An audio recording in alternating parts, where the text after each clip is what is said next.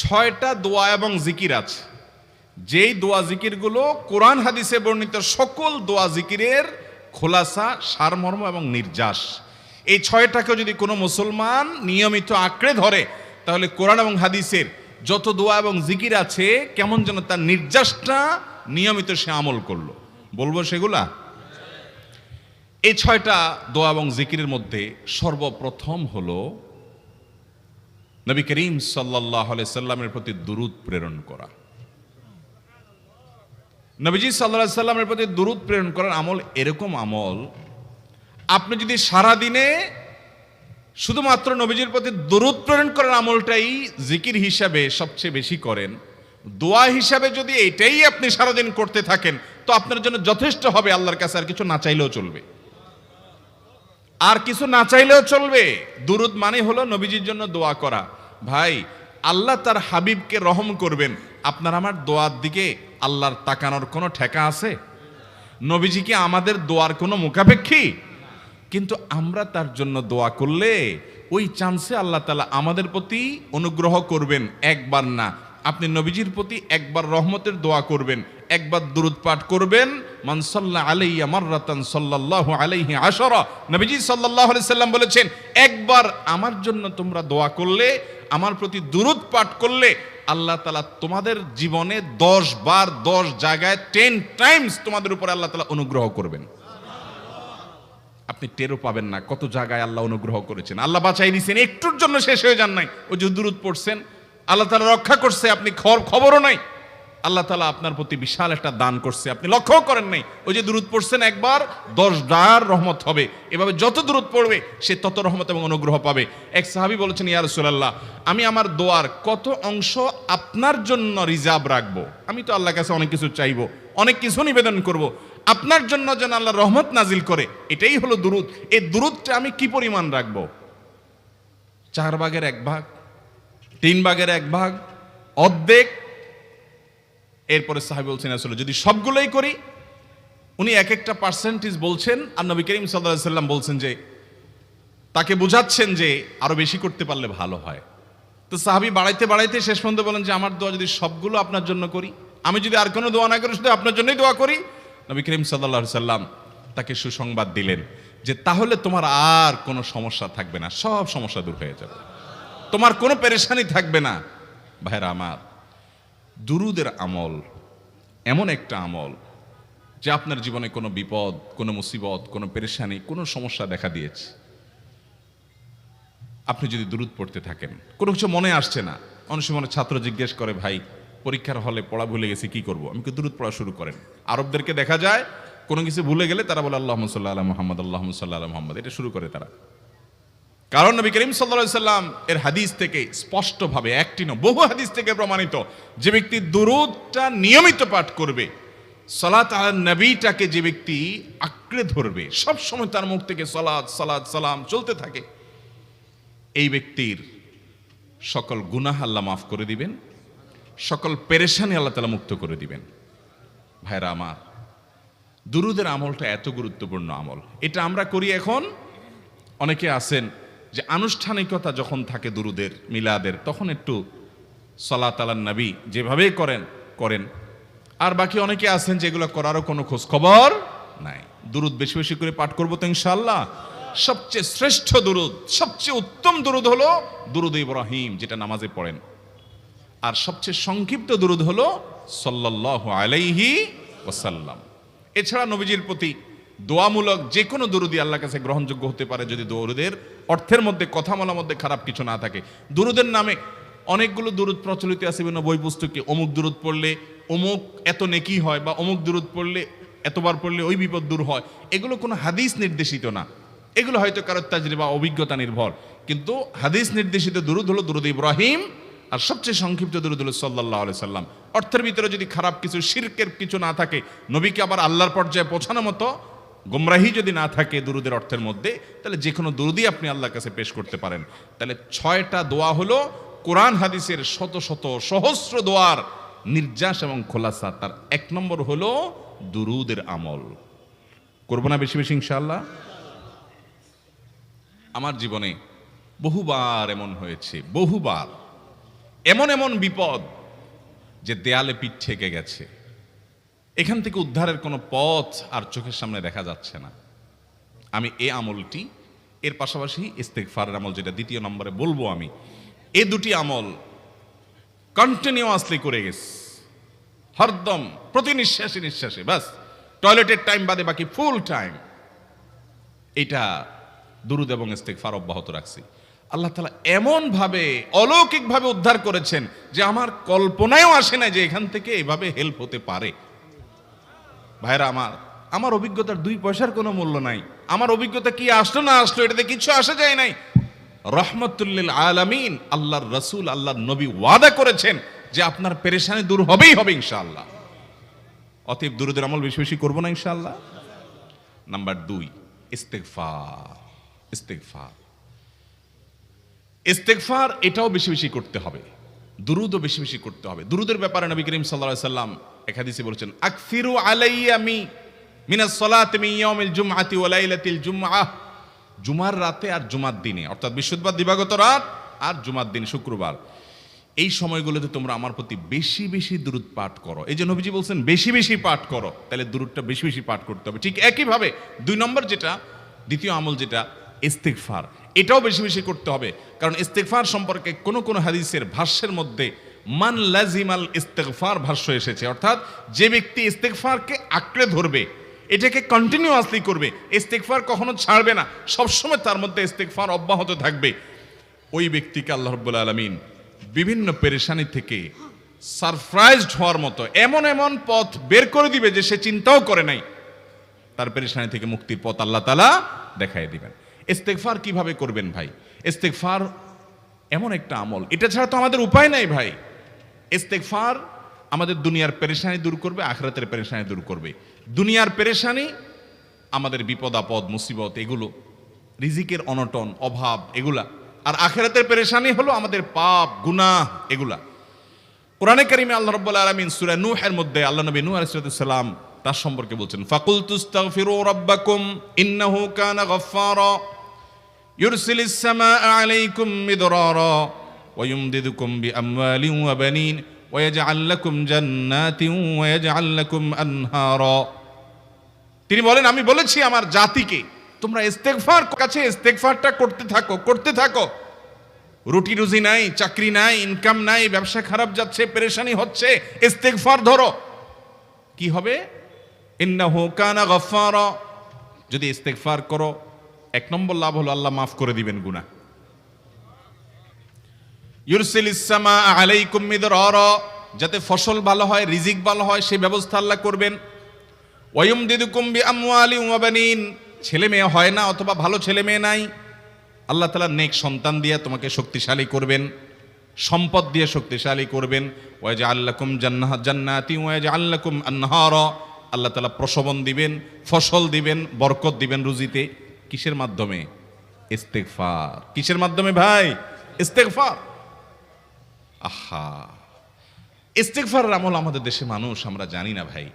এটাও আরবদেরকে আমি দেখেছি সারাক্ষণ তারা অবসর সময়গুলোতে ইস্তেগফার করতে থাকে, আস্তাগফিরুল্লাহ ওয়া আতুবু ইলাইহি, আস্তাগফিরুল্লাহ আস্তাগফিরুল্লাহ। মানে কি? আল্লাহর কাছে আমি ক্ষমা প্রার্থনা করি, আল্লাহর কাছে আমি মাপ চাই, আল্লাহর কাছে আমি তওবা করি, আল্লাহর দিকে আমি ধাবিত হই, আল্লাহর কাছে আমি ফিরে যাই, আস্তাগফিরুল্লাহ আস্তাগফিরুল্লাহ। আপনি বসে আছেন নিরিবিলি, ভাইরা আমার, এখন আর নিরিবিলি বলতে কোনো সময় নাই, এখন আর ফ্রি টাইম নাই, এখন আর আমাদের অবসর টাইম নাই। আস্তাগফিরুল্লাহ কখন বলবো? মোবাইল টিপতে টিপতে টিপতে টিপতে, ফেসবুকের নোটিফিকেশন দেখতে দেখতে দেখতে, লাইক কমেন্ট গুনতে গুনতে আমাদের এখন কোনো ফুরসত নাই। বাহিরে তো নাই, টয়লেটে গেলেও তখন আমাদের ব্যস্ততা মোবাইল নিয়ে, ফেসবুক নিয়ে, ঘুমাইতে গেলেও আমাদের ব্যস্ততা। ও ভাই আমার, অথচ আমার হায়াত শেষ হয়ে যাচ্ছে, আমল নামার শূন্য খালি, ফেসবুক টিপাটিপিতে পরিপূর্ণ। আল্লাহর কাছে কি নিয়ে যাবেন? ইস্তেগফার করবেন তো ইনশাআল্লাহ? অবসর সময় ইস্তেগফার করবেন তো ইনশাআল্লাহ? নিরিবিলি আছেন, একাকী আছেন, ইস্তেগফার চালায় দেন। 10 সেকেন্ড টাইম পাইছেন, ইস্তেগফার শুরু করে দেন। ডাক্তারের কাছে গেছেন, ওয়েটিং এ আছেন, বসে আছেন, ইস্তেগফার করতে থাকেন। সিরিয়াল আছেন কোন কাজের, ইস্তেগফার করতে থাকেন। ডিউটিতে যাচ্ছেন, গাড়িতে, বাইসাইকেলে, বাইকে, যে কোনো ভাবে পায়ে হেঁটে ইস্তেগফার করতে থাকেন। যে কোনো অবসরের সময়গুলোকে ইস্তেগফার দিয়ে পরিপূর্ণ করে দেন। ভাইরা আমার, ইস্তেগফার সকল সমস্যার সমাধান। ইস্তেগফারের ভিতরে সবচেয়ে শ্রেষ্ঠ ইস্তেগফার হলো সাইয়্যিদুল ইস্তেগফার। সাইয়্যিদুল ইস্তেগফারটা যদি মুখস্থ না পারেন, অন্তত লিখিত ভার্সনটা পড়েন। সাইয়্যিদুল ইস্তেগফারের যে অর্থ, এটার যে মর্ম, বড় হৃদয়গ্রাহী ভাই, বড় মর্মস্পর্শী। ইমানদার এটার অর্থের দিকে তাকায় যদি পড়ে, তো তার অন্তর না গলে পারে না। আল্লাহুম্মা আনতা রব্বি, হে আল্লাহ আপনি আমার রব, আপনি আমার পালনকর্তা লাগেন। আপনার সাথে আমার এই সম্পর্ক, আমি আপনার গোলাম, আপনি আমার রব, এই সম্পর্কটা আপনার সাথে আছে। আল্লাহুম্মা আনতা রব্বি লা ইলাহা ইল্লা আন্ত, ও আল্লাহ আপনি ছাড়া আমার ইবাদত, আমার গোলামি, আমার দাসত্ব, উপাসনার উপযুক্ত আর কেউ নাই। আল্লাহুম্মা আনতা রব্বি লা ইলাহা ইল্লা আন্ত খালাকতানি, আপনি আমাকে সৃষ্টি করেছেন। ওয়া আনা আবদুক, আল্লাহ আমি আপনার গোলাম। দেখেন কিভাবে আল্লাহর সাথে সম্পর্কটার কথা বলা হচ্ছে মুহাব্বতের সাথে। খালাকতানি ওয়া আনা আবদুক, আল্লাহ আপনি আমাকে সৃষ্টি করেছেন আর আমি আপনার গোলাম।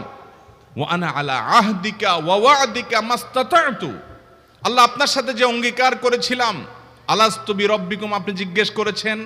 আলমে আরওয়াহাতে আমরা বলেছি বালা, হ্যাঁ আপনি আমার রব।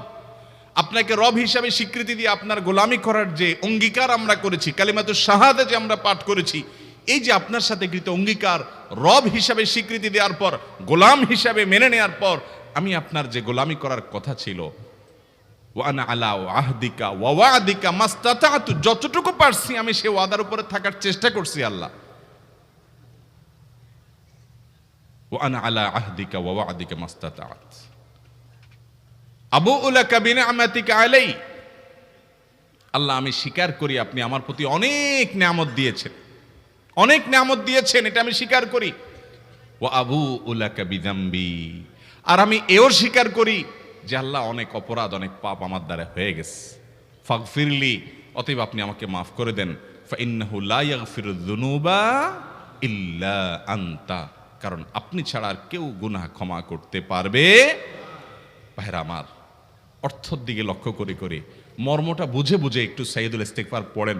লেখা দেখে দেখে পড়েন, ইউটিউব থেকে দেখে দেখে পড়েন, কিন্তু পড়েন। আল্লাহুম্মা আনতা রাব্বি লা ইলাহা ইল্লা আন্ত খালাকতানি ওয়া আনা আবদুক ওয়া আনা আলা আহদিকা ওয়া ওয়া'দিকা মাস্তাতা'তু আউযু বিকা মিন শাররি আবুউ লাকা বিনি'মাতিকা আলাইয়া ওয়া আবুউ লাকা বিযামবি ফাগফিরলি ফাইন্নাহু লা ইয়াগফিরুয যুনুবা ইল্লা আনতা। এটা হলো বড় ইস্তেগফার। এত বড় ইস্তেগফার পড়তে পারেন না, কোনো পেরেশানি নাই, কোনো অসুবিধা নাই। সবচেয়ে ছোট ইস্তেগফার হলো আস্তাগফিরুল্লাহ আস্তাগফিরুল্লাহ আস্তাগফিরুল্লাহ। আল্লাহ আপনার কাছে ক্ষমা চাই, কত ভুল হয়ে যায়, কত অন্যায় হয়ে যায়। ভাইরা আমার, এটা হলো রিমুভার। ভুল করে কিছু লিখছেন, রিমুভ করে ফেলছেন, শেষ হয়ে গেছে।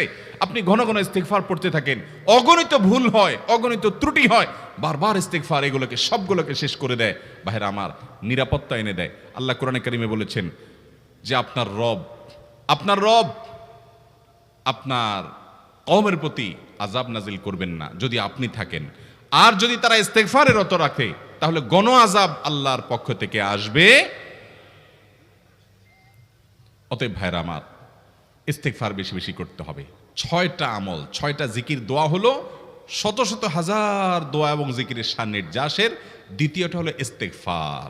চেষ্টা করবো না ইনশাআল্লাহ ইস্তেগফার করার, চলতে ফিরতে আস্তাগফিরুল্লাহ ওয়া আতুবু ইলাইহি, অথবা শুধু আস্তাগফিরুল্লাহ। আরেকটা ইস্তেগফার হাদিসে বর্ণিত, আস্তাগফিরুল্লাহাল্লাযী লা ইলাহা ইল্লা হুয়াল হাইয়ুল কাইয়্যুম ওয়া আতুবু ইলাইহি ওয়া লা হাওলা ওয়া লা কুওয়াতা ইল্লা বিল্লাহ। এটাও ইস্তেগফার। তাহলে একটা বড় ইস্তেগফার, একটা মিডিয়াম, একটা ছোট, যার যেটা সুবিধা হয় এটা পড়েন। বড়টা হলো সাইয়্যিদুল ইস্তেগফার, সবচেয়ে শ্রেষ্ঠ ইস্তেগফার যেটা হাদিসে বর্ণিত হয়েছে। সাইয়্যিদুল ইস্তেগফার নবীজি সকাল সন্ধ্যা পাঠ করতেন, বিভিন্ন সময় পাঠ করতেন, রাতে পাঠ করার কথা বলতেন। সাইয়্যিদুল ইস্তেগফার পাঠ করলে আল্লাহ রাব্বুল আলামিন ওই দিনে, ওই রাতে, ওই ব্যক্তি মারা গেলে তার সব গুনাহ খাতা মাফ করে তাকে জান্নাত দিবেন ইনশাআল্লাহ। অতএব ভাইরা আমার, সাইয়্যিদুল ইস্তেগফার সবচেয়ে বড়। আস্তাগফিরুল্লাহাল্লাযী লা ইলাহা ইল্লা হুয়াল হাইয়ুল কাইয়্যুম ওয়া আতুবু ইলাইহি ওয়া লা হাওলা ওয়া লা কুওয়াতা ইল্লা বিল্লাহ। এটা হলো মাঝারি ধরনের। আর সবচেয়ে ছোট ইস্তেগফার হলো আস্তাগফিরুল্লাহ ওয়া আতুবু ইলাইহি। তাহলে 6 আমলের কয়টা গেল? 2টা। প্রথমটা হলো দুরুদ আর দ্বিতীয়টা হলো ইস্তেগফার। নাম্বার 3, এটা আমাদের বেশিরভাগ মানুষ জীবনে হয়তো শুনেনও নাই, অনেকে হয়তো শুনছেন, আমল করা হয় না। খুব সীমিত সংখ্যক আল্লাহর বান্দার আমলের তৌফিক হয়। সেটা হলো ইয়া যাল জালালি ওয়াল ইকরাম। এটা একটা জিকির, আল্লাহ তাআলাকে ডাকা, আহ্বান করা, এটাই জিকির। ইয়া যাল জালালি ওয়াল ইকরাম। নবী করিম সাল্লাল্লাহু আলাইহি সাল্লাম বলেছেন, আলিজু বিয়া যাল জালালি ওয়াল ইকরাম। তোমরা ইয়া যাল জালালি ওয়াল ইকরাম এটাকে আঁকড়ে ধরো, এটাকে নিয়মিত করো, বেশি বেশি করে বলতে থাকো এটাকে সব সময় এটাকে মুদাওয়ামাতের সাথে কন্টিনিউয়াসলি এটা বলতে থাকো, ইয়া যাল জালালি ওয়াল ইকরাম। অনেক উলামায়ে কেরাম, মুহাদ্দিসিন ইকরাম ইয়া যাল জালালি ওয়াল ইকরাম কেন নবীজি এত বেশি বলতে বলেছেন, এটার মাধ্যমে আমাদের লাভটা কি, এর ব্যাখ্যা করতে গিয়ে বলেছেন ইয়া যাল জালাল মানে হলো হে মহান, মহান বড়ত্বের অধিকারী, হে জালালের অধিকারী, হে জালাল। ওয়াল ইকরাম হে দানশীল। তাহলে প্রথম বাক্যে আল্লাহর বড়ত্বের কথা স্বীকৃতি দিয়ে প্রশংসা করা হয়, আর দ্বিতীয় বাক্যে হে দানশীল বলে আল্লাহ তাআলার কাছ থেকে চাওয়া হয় যে আপনি যেহেতু দানশীল এবং আপনি যদি মহান, অতএব আপনি আমাকে দান করেন। এটা ডাকলেই, আল্লাহকে এই বলে ডাকলেই চাওয়া হয়ে যায়। এই জন্য বেশি বেশি করে ইয়া যাল জালালি ওয়াল ইকরাম পড়তে হবে। অনেকে হয়তো নতুন শুনেছেন, আজকে থেকে শুরু করে দিবেন ইয়া যাল জালালি, সকাল বিকাল মনে থাকে না তো লিখে লিখে ওয়ালে টাঙ্গায়া দেন। বাসা বাড়িতে এমন জায়গায় লিখে রাখেন তাকাইলে নজরে পড়ে, কারণ মোবাইলে আমাদেরকে সবকিছু ভুলায় দেয়, দুনিয়ার ব্যস্ততা সব ভুলায় দেয়। এই জন্য বেশি বেশি ইয়া যাল জালালি ওয়াল ইকরাম পড়বো। 3টা হয়ে গেল। নাম্বার 4 নম্বর যে দোয়া এবং জিকির করতে নবী করিম সাল্লাল্লাহু আলাইহি সাল্লাম সব সময় আমাদেরকে উৎসাহ দিয়েছেন, অনুপ্রেরণা দিয়েছেন। এবং ইবনে সাদি রাহিমাহুল্লাহ তিনি 6টা নির্যাস দোয়া এবং জিকির যে বলেছেন, তার 4 নম্বর হলো লা হাওলা ওয়ালা কুওয়াতা ইল্লা বিল্লাহ। লা হাওলা ওয়ালা কুওয়াতা ইল্লা বিল্লাহ। লা হাওলা ওয়ালা কুওয়াতা ইল্লা বিল্লাহ এটা হলো সারেন্ডার করা, আল্লাহর কাছে সারেন্ডার করা, আত্মসমর্পণ করা। মানে আল্লাহ ছাড়া কোনো ভালো কাজ করার ক্ষমতা কারোর নাই, করার তৌফিক দেওয়ার ক্ষমতা কারোর নাই, আর পাপ থেকে বাঁচানোরও ক্ষমতা কারণ নাই। এই জন্য আমি কেমন যেন আল্লাহর কাছে সারেন্ডার করছেন, লা হাওলা ওয়ালা কুওয়াতা ইল্লা বিল্লাহ। কোন অবস্থা, কোন সামর্থ্য এগুলো কারোর কাছে নাই, শুধুমাত্র কার কাছে আছে? আল্লাহর কাছে আছে। এই অর্থ বুঝে আপনি লা হাওলা ওয়ালা কুওয়াতা ইল্লা বিল্লাহ বেশি বেশি পাঠ করবেন। নবী করিম সাল্লাল্লাহু আলাইহি সাল্লাম বলেছেন, তোমাদেরকে কি আমি জান্নাতের একটা ভান্ডারের খবর দিব, যেটা জান্নাতের ভান্ডার, সওয়াব টওয়াব না, সাধারণ অল্প স্বল্প সওয়াব না, পুরো জান্নাতের ভান্ডারের সন্ধান দিয়ে দিব। সাহাবা ইকরাম তো চাইতেনই সেটা। নবীজি সাল্লাল্লাহু আলাইহি সাল্লাম তখন বলেছেন যে লা হাওলা ওয়ালা কুওয়াতা ইল্লা বিল্লাহ এটা হলো কানজুম মিন কুনুজিল জান্নাহ, জান্নাতের ভান্ডার সমূহের মধ্যে থেকে একটা বড় ভান্ডার হলো লা হাওলা ওয়ালা কুওয়াতা ইল্লা বিল্লাহ। অতএব এই আমলটাও বেশি বেশি করবেন। 4 নম্বর আমল হয়ে গেল। দুরুদের আমল 1, ইস্তিগফার আমল 2, ইয়া যাল জালালি ওয়াল ইকরাম 3, লা হাওলা ওয়ালা কুওয়াতা ইল্লা বিল্লাহ। কয়টা হলো? 4। 5 নম্বর আমল হলো দোয়া ইউনুস। দোয়া ইউনুস জানা আছে তো? লা ইলাহা ইল্লা আনতা সুবহানাকা ইন্নী কুনতু মিনাজ জালিমিন। ভাইরা আমার, অর্থের দিকে তাকায়া মাঝে মধ্যে মোবাইল টোবাইল সব ফালায় রেখে একটু আল্লাহর সাথে কথা বলবেন, আল্লাহর সাথে একটু কানেক্টেড হওয়ার চেষ্টা করবেন, আল্লাহর সাথে একটু সংযুক্ত হওয়ার চেষ্টা করবেন। ডিসকানেক্টেড তো পুরো লাইফটা কাটাই দিলেন, একটু কানেক্টেড হওয়ার চেষ্টা করেন। প্রতিদিন কিছু সময় বসে একটু জিকির করেন, চলতে ফিরতে একটু আল্লাহকে সময় দেন। আপনি উপকৃত হবেন, আপনার কল্ব জিন্দা হবে, আমল নামা সওয়াবে পরিপূর্ণ হবে। লা ইলাহা ইল্লা আনতা সুবহানাক ইন্নী কুনতু মিনাজ জালিমিন। অর্থের দিকে তাকান, কত মর্মস্পর্শী। লা ইলাহা ইল্লা আনতা, আল্লাহ আপনি ছাড়া কোনো সত্যিকারের মাহবুদ নাই, উপাস্য নাই। সুবহানাক, আপনি পবিত্র, আমি আপনার পবিত্রতা জ্ঞাপন করছি। ইন্নী কুনতু মিনাজ জালিমিন, তবে আমি সেসব মানুষদের অন্তর্ভুক্ত যারা নিজের প্রতি নিজে জুলুম করেছে, অবিচার করেছে, অন্যায় করে আমার নিজের পায়ে নিজে কুড়াল মেরেছি বহু। অতএব আপনি আমাদের প্রতি রহম করেন। এই দোয়া পাঠ করে আপনারা সবাই জানেন আল্লাহর একজন নবী, তিনি জীবনের সবচেয়ে কঠিন পরিস্থিতির মুখোমুখি হয়ে এমন বিপদে পড়েছেন যে বিপদ থেকে উদ্ধারের কোনো পথ ছিল না। দুনিয়াবী সকল সিস্টেম বলবে যে সমুদ্রে নিক্ষেপিত হয়ে বিশাল বড় সমুদ্রের প্রাণী মাছের পেটে চলে গেলে সে মানুষ আবার বাঁচে কিভাবে? মুহূর্তের ভিতরে তো মারা যাবে অক্সিজেনের অভাবে। এটাই দুনিয়ার সিস্টেম বলে। আল্লাহ তাআলা অলৌকিকভাবে, লৌকিক সিস্টেমের ঊর্ধ্বে রেখে আল্লাহ তাআলা তাকে এই বাক্য পাঠ করার কারণে এর মাধ্যমে আল্লাহ তাকে মুক্তি দান করেছেন। এবং আল্লাহ তাআলা এই ঘটনা কোরআনে উল্লেখ করার পর একটা সুসংবাদ বলছেন আমাদের সবার জন্য, বিরাট বড় আনন্দের সংবাদ। আল্লাহ বলেছেন, ওয়াকাযালিকা নুনজিল মুমিনিন। এই বাক্য পাঠ করার পর ইউনূস আলাইহিস সালামকে শুধু রক্ষা করেছেন আল্লাহ তাই নয়, আল্লাহ বলেছেন একইভাবে তাকে যেরকম রক্ষা করেছি, এই বাক্য যদি কেউ পড়ার মতো পড়ে, হক আদায় করে পড়ে, মনের গভীর থেকে পড়ে, মর্ম উপলব্ধি করে পড়ে, নিয়মিত পড়ে, ওয়াকাযালিকা নুনজিল মুমিনিন, ঈমানদারদেরকে আমি রক্ষা করে দেব এভাবে। আরো শুনবেন, আমাদের প্রিয় নবী সাল্লাল্লাহু আলাইহি ওয়াসাল্লাম বলেছেন, তোমরা আমার ভাই ইউনূস ইবনে মাত্তা যে দোয়া করেছে, ওই দোয়াটাকে তোমরা আঁকড়ে ধরবা, যে কোনো বিপদে আপদে মুসিবতে আল্লাহর কাছে চাইবা। ভাইরা আমার, আমরা বিপদ আপদে পড়লে হুজুরদের কাছে চলে যায় দোয়ার জন্য। অনেকে মাজারে চলে যায়, সেখানে মানত করে, টাকা পয়সা দেয় বিপদ উদ্ধার করার জন্য। কপাল পোড়া জানে না ও কার গোলাম, ও আরশে আজিমের মালিকের গোলাম, তার সাথে ডাইরেক্ট কানেক্টেড হওয়ার সুযোগ আছে, শুধু ইউজ করলেই হয়, সুইচ দিলেই হয়। কপাল পোড়া জানে না, ডানে বামে গিয়ে নিজের আমল বরবাদ করে, ঈমান বরবাদ করে, তাওহীদ নষ্ট করে। ভাইরা আমার, তাহলে যে কোনো সমস্যা ফিল করি অথবা স্বাভাবিক অবস্থাতে দোয়া ইউনূস পাঠ করব, লা ইলাহা ইল্লা আনতা সুবহানাকা ইন্নী কুনতু মিনাজ জালিমিন। ভাইরা আমার, দুনিয়ার মানুষের কাছে আপনি অপরাধী এটা বললে খারাপ লাগে। আপনি একটা অফিসে চাকরি করেন, দুর্নীতি করে চুরি করে ধরা পড়ছেন, বসের কাছে যায় মাপ চাইছেন, স্যার ভুল হয়ে গেছে, আর কখনো করব না, লোভে পড়ে করে ফেলছি, বিপদে পড়ছিলাম, টাকা টানছিল স্যার, আর কোনোদিন করব না, মাফ করে দেন স্যার, চাকরিটা রাখেন স্যার। আপনি মাপ চাইলেন, লজ্জিত হলেন, চোখের পানি ফেললেন, পাও ধরে মাপ চাইলেন, ছোট হলেন। এই ছোট হওয়ার পরে আপনার চাকরি যদি টিকেও যায়, বস যদি আপনাকে মাফ করেও দেন, তারপরেও কি আপনার কাছে ভালো লাগবে? না এত বড় একটা অঘটন ঘটলো, ছোট হলেন, সবার সামনে লজ্জিত হলেন, অনুতপ্ত হলেন, ধরা পড়লেন, মাপ চাইতে হলো, এজন্য আপনার খারাপ লাগবে না? কিরকম খারাপ লাগবে? এত খারাপ লাগে অনেকে সহ্য করতে পারে না, গুনাহের দিকে চলে যায়, আত্মহত্যা পর্যন্ত করে ফেলে, এই বেইজ্জতি সহ্য করতে পারে না। ঠিক না বে ঠিক? মানুষের কাছে মাপ চাইলে, মানুষের কাছে ছোট হলে মানুষের কষ্ট হয়। অদ্ভুত! আরশে আজিমের মালিকের কাছে সেজদায় পড়ে চোখের পানি ফেলে যদি স্বীকার করেন, ও মালিক, নামাজ পড়ি নাই, বড় জুলুম করেছি, কাবিরা গুনাহ করেছি, ও মালিক, হারাম জিনিস দেখে ফেলেছি, খারাপ জিনিস শুনে ফেলেছি, পাপ করেছি, অপরাধ করেছি, মালিক, জাহান্নামের যে বিবরণ হাদিসে আসছে, এটা সহ্য করার ক্ষমতা আমার নাই, আপনি আমাকে মাফ করে দেন। এইভাবে যদি আল্লাহর কাছে একটু চোখের পানি ফেলে দোয়া করেন, একটু দোয়া করে দেখেন, আল্লাহর শপথ করে বলছি, আপনার জীবনে সবচাইতে আনন্দের মুহূর্ত হবে তখন যেদিন এরকম দোয়া করতে পেরেছেন, চোখের পানি ফেলতে পেরেছেন।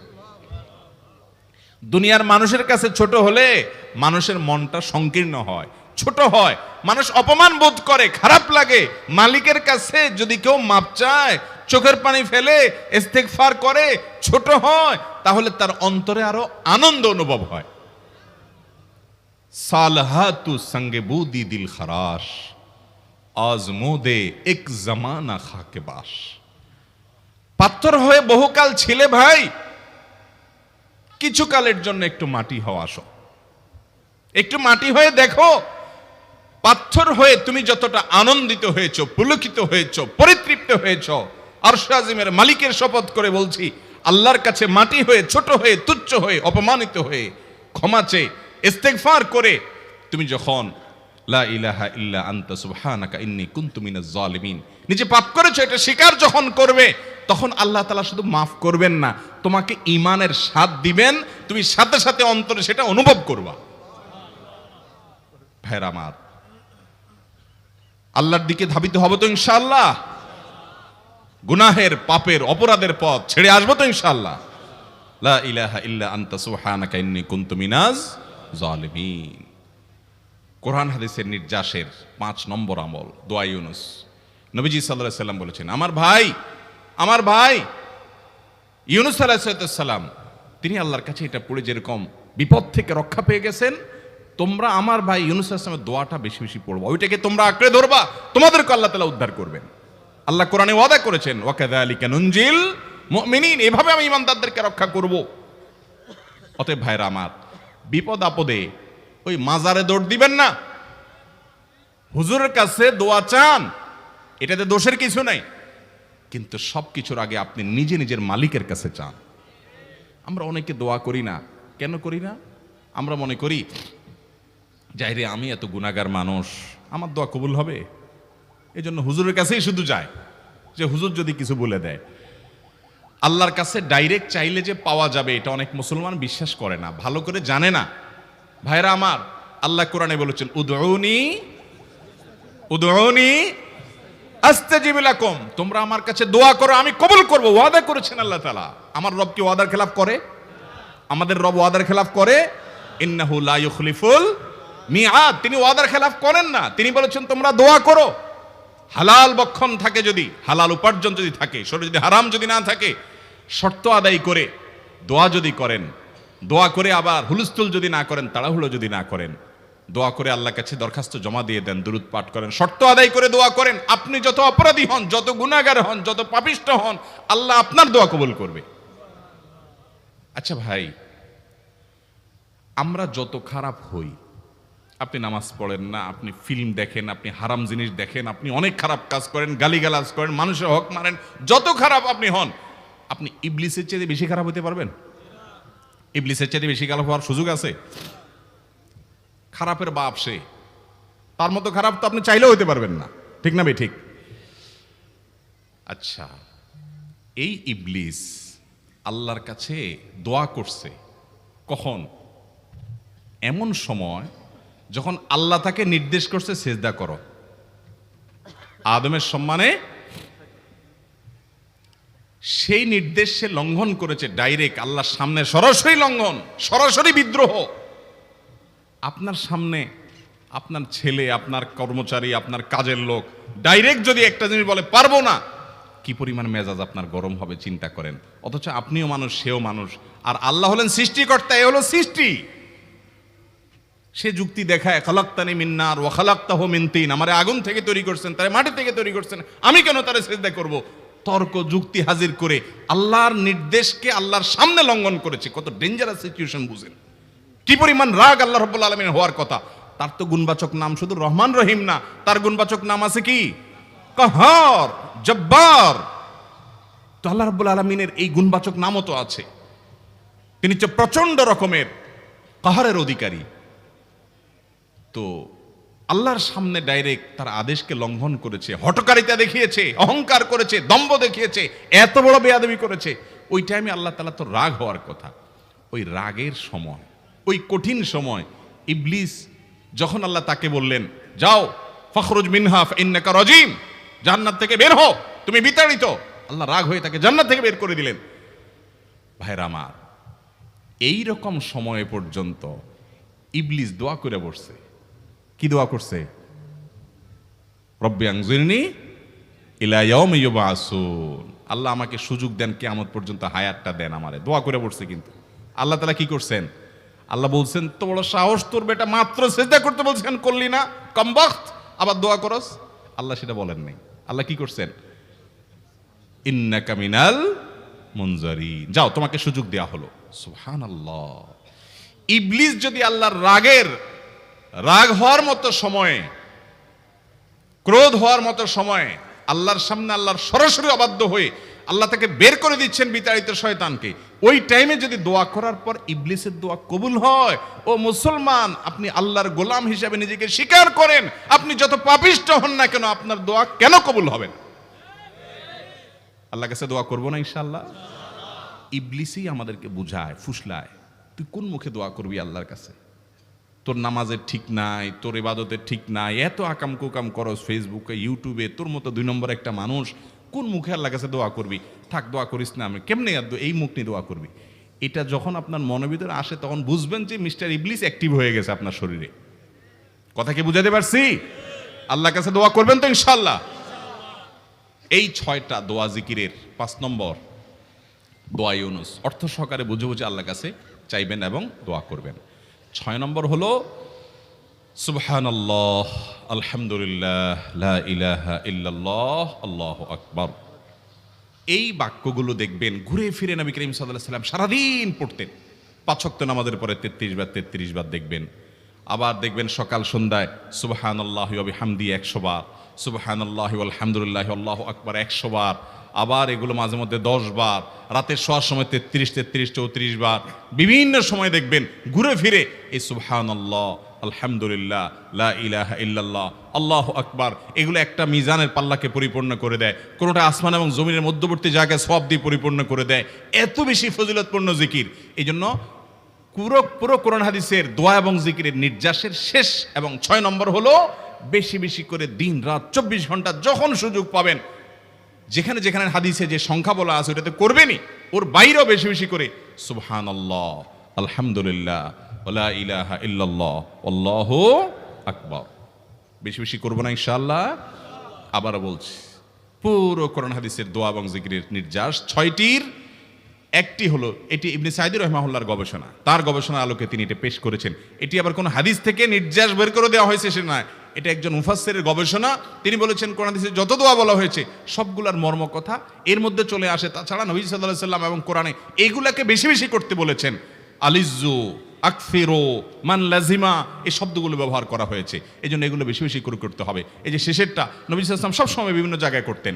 আবারও বলছি, নাম্বার 1 দুরুদ, নাম্বার 2 ইস্তিগফার, নাম্বার 3 ইয়া যাল জালালি ওয়াল ইকরাম, নাম্বার 4 লা হাওলা ওয়ালা কুওয়াতা ইল্লা বিল্লাহ, জান্নাতের ভান্ডার এটা। নাম্বার 5 লা ইলাহা ইল্লা আনতা সুবহানাকা ইন্নী কুনতু মিনাজ জালিমিন, বিপদ না আসলেও স্বাভাবিক অবস্থায় পড়বেন। নাম্বার 6 সুবহানাল্লাহি ওয়াল হামদুলিল্লাহি ওয়ালা ইলাহা ইল্লাল্লাহু আল্লাহু আকবার। নিয়মিত করব তো ইনশাআল্লাহ। আল্লাহ আমাকে আপনাকে আমাদের সবাইকে আমল করার তৌফিক দান করুন, সব সময় জিকিরের মধ্যে থাকার তৌফিক দান করুন। জাযাকুমুল্লাহু খায়রা ওয়া আখিরু দাওয়ানা আলহামদুলিল্লাহি রাব্বিল আলামিন।